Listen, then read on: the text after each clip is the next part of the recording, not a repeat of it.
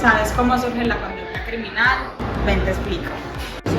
Edwin Sutherland fue uno de los criminólogos más destacados que tuvo el siglo XX. Edwin Sutherland fue un sociólogo de la Escuela Simbólica Integracionista del Pensamiento y estuvo muy destacado, o fue muy destacado, por definir el crimen del cuello blanco y la asociación diferencial como teoría general del crimen y la delincuencia. La asociación diferencial propuesta por Sutherland radica básicamente en que, teniendo en cuenta la interacción de personas, estos adquieren conductas y motivos de la conducta delictiva como tal. Sutherland desarrolló su pensamiento en el marco de la Escuela de Sociología de Chicago. Para su teoría se inspiró en tres fuentes: el trabajo de Shaw y McKay, el cual investigó la forma en la que la delincuencia se distribuía geográficamente en Chicago. El trabajo de Selin, Will y el propio Sutherland identificó que el crimen en las sociedades modernas era el resultado de conflictos entre diferentes culturas, y su propia investigación sobre los ladrones profesionales, en el que él descubrió que una persona, para ser ladrón profesional, debe convertirse en miembro de un grupo de ladrones profesionales y aprender a través de ellos de cómo delinquir. Edwin Sutherland esbozó su historia en 1939 en la tercera edición de su libro Principios de la Criminología y la revisó luego en la cuarta edición del libro en 1947, La teoría de la asociación diferencial, y estudió ampliamente el crimen del cuello blanco, motivando así gran cantidad de trabajos de investigación. Entre las teorías de la desviación, esa propuesta por Sutherland radica básicamente no en el por qué delinquen las personas, sino en cómo aprenden a delinquir. Y él dice básicamente que eso tiene mucho que ver en cuanto al grupo más cercano a las personas, como por ejemplo su grupo familiar, su grupo escolar, su familia y entre otros.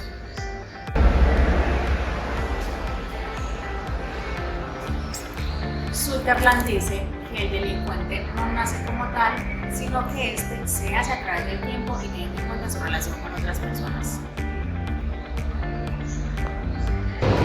Es importante mencionar uno de los trabajos más importantes que tuvo Sutherland en su juventud antes de ser quien fue. Sutherland trabajaba en una empresa donde vendían carros usados. ¿Qué pasaba? Esos carros salían de esa tienda averiados, y lo que pasaba era que la gente, cuando volvía a la tienda a hacer valer su garantía, se daban cuenta que tenían que demandar para hacerlo y era un proceso tardío y costoso. No solamente preferían dejarlo así. A Sutherland ese comportamiento lo asqueaba porque venía de un entorno familiar honesto. ¿Qué pasó? Él le preguntó a su jefe cuál era la razón y él le respondió que era normal en la conducta humana, a lo que él se dio cuenta que así era el juego y debía ser jugado. Adentrándonos en la teoría, esta busca explicar cómo los delincuentes aprenden las motivaciones y los conocimientos técnicos necesarios para delinquir, al igual que pueden aprender cualquier otra clase de habilidades. Sutherland, en sus investigaciones sobre la criminalidad de cuello blanco, llega a la conclusión y entiende que no se puede referir a la conducta desviada como una disfunción o inadaptación de los individuos de lo que llama la libre clase, sino el aprendizaje efectivo de los valores criminales que puede aprender en cualquier cultura, entendiéndolo también de que el crimen no se hereda ni se imita, sino que por el contrario se aprende. Formado en la Escuela de Chicago, Sutherland buscó separarse de los estudios urbanos sobre la criminalidad y la desviación para centrarse en la formulación de una gran teoría de la criminalidad que superara los sesgos sociales de sus predecesores. Que estos buscaban básicamente explicar que el mundo criminal se orientaba exclusivamente a territorios urbanos marcados por un alto nivel de precariedad, tanto socioeconómica como por conflictos culturales migratorios.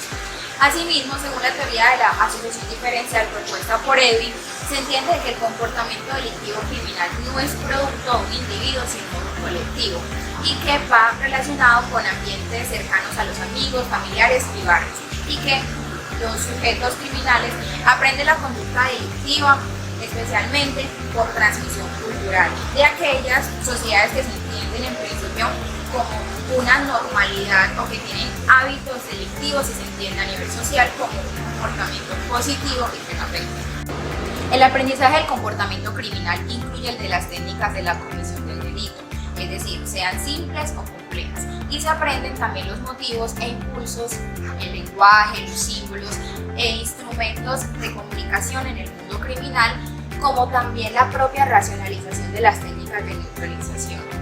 Una persona se convierte en delincuente cuando las definiciones favorables a infringir la ley superan a las que tienden al cumplimiento de la misma. Es decir, la teoría de Sutherland sirve como modelo para explicar la criminalidad en personas que pertenecen tanto a clases medias como privilegiadas y que a priori pues no están empujadas en principio por una necesidad socioeconómica hacia la conducta criminal.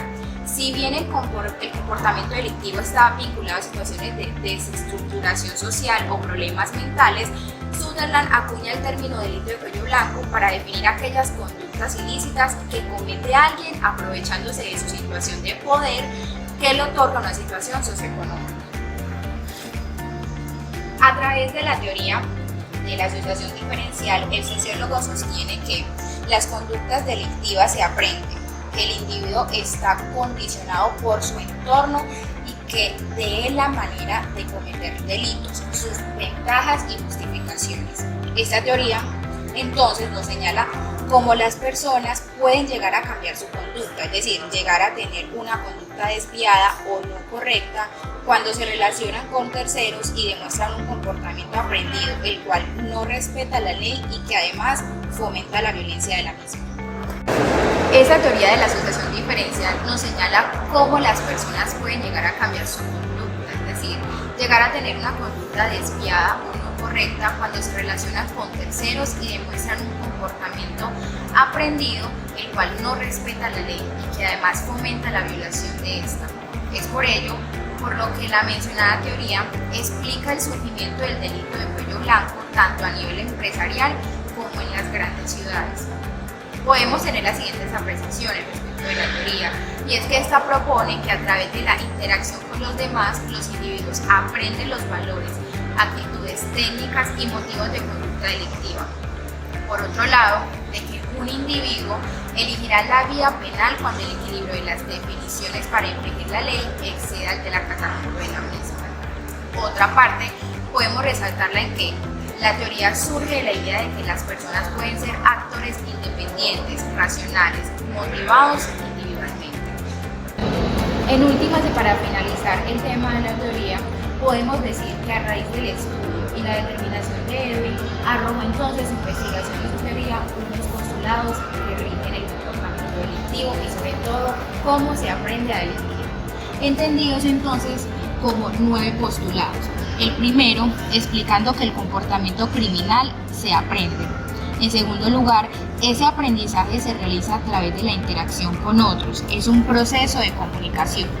En tercer postulado, tenemos que el aprendizaje del comportamiento delictivo se produce en grupo y la intimidad de esas relaciones determinará la capacidad de influencia.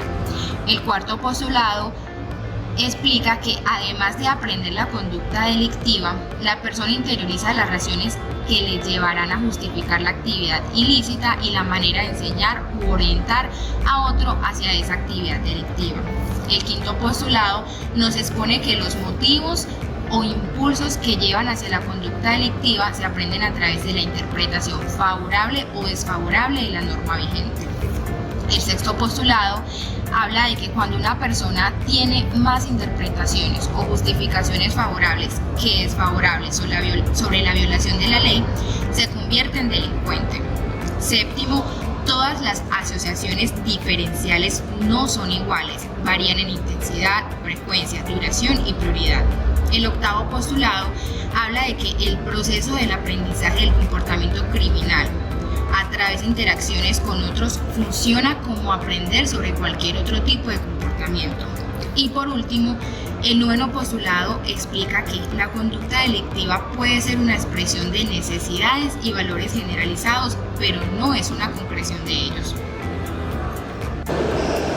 La teoría de la asociación diferencial de Edwin Sutherland tuvo un impacto significativo en el campo de la criminología. Esto al resaltar la importancia del aprendizaje social en el comportamiento criminal. Sin embargo, esta perspectiva no está exenta de críticas y problemas. Por lo tanto, es importante examinar acerca de las limitaciones de esta teoría para lograr una comprensión integral y equilibrada de los factores que contribuyen al crimen. A continuación mencionaré algunas de las críticas más significativas de esta teoría. La primera va relacionada con las limitaciones culturales y contextuales de esta teoría. teoría, ya que se enmarca en el contexto estadounidense y esto conlleva a que no sea quizás significativa o relevante en algunas culturas o regiones sociales. Otra crítica a esta teoría es la falta de causalidad profunda, ya que esta teoría se centra en el aprendizaje del comportamiento delictivo a través de interacciones sociales, pero no aborda las causas ocultas que llevan a las personas a unirse a un grupo de delincuentes. En primer lugar, esto quiere decir que no tiene en cuenta ni considera factores como la biología, la psicología, las condiciones socioeconómicas, y como tercero también podemos apreciar que hay una falta de atención a las motivaciones individuales, y eso quiere decir que no se aborda adecuadamente el motivo por el que las personas pueden tener una predisposición hacia la conducta o el comportamiento delictivo, ¿ya? Entonces esto limita de alguna manera como la comprensión de las motivaciones que conllevan a la delincuencia. Otra crítica a esta teoría va dirigida a que no se explica completamente la delincuencia corporativa y de cuello blanco, ya que la teoría se enfoca principalmente en la delincuencia callejera y no proporciona una explicación profunda o completa para la delincuencia cometida por corporaciones y personas de un estatus social alto. Como último punto o crítica a destacar, encontramos que la teoría carece de énfasis en la prevención y la intervención, ya que se centra principalmente en explicar el delito y no proporciona una orientación clara sobre cómo prevenir o intervenir en la conducta delictiva. Entrando a abarcar las problemáticas, nos encontramos con que, como primero, hay una gran desatención a factores estructurales y contextuales porque no se le da la suficiente importancia a las condiciones sociales, económicas y políticas que pueden influir en la propensión a la delincuencia. Además, los factores como la pobreza, la desigualdad y la falta de oportunidades pueden ser determinantes importantes en la conducta delictiva y no son completamente abordados por esta teoría. Como segundo, si partimos desde la idea de que las personas pueden ser actores independientes, racionales y motivados individualmente, esa idea de que es un criminal debido a su entorno es muy problemática porque no se tienen en cuenta los rasgos como la personalidad que podrían influir en la susceptibilidad de una persona a estas influencias. Por último, haciendo un breve contexto de la realidad colombiana, según la teoría de la asociación diferencial de Sutherland, dice que la persona se ve motivada a seguir patrones o conductas de su grupo más próximo. Para la muestra, un botón de la realidad de lo que sucede en los centros penitenciarios colombianos. Muchas personas que llegan a cumplir una pena, bien sean inocentes o culpables, se van a ver influenciados por las conductas delictivas de ese entorno en el que estarán por un tiempo, lo que conlleva a que luego de cumplir su respectiva pena, retoman la vida en sociedad y replican todas aquellas conductas que aprendieron con su ambiente más próximo, que para ese entonces eran sus compañeros de celda o prisión. Cabe aclarar que eso no se da en todos los casos, sin embargo, nos sirve como un gran ejemplo para explicar esta gran teoría, ya que en muchos casos son los presos quienes deciden adoptar conductas que le permitan mantenerse en el ambiente o sobrevivir. Por lo tanto, se preocupan por aprender y adquirir habilidades que les permitan desarrollarse en el ambiente. Esperamos con lo anterior te haya quedado claro en qué consiste la teoría de la asociación diferencial del autor Edwin Sutherland, la cual explica cómo nace el comportamiento. Mi nombre es Daniela Pastor.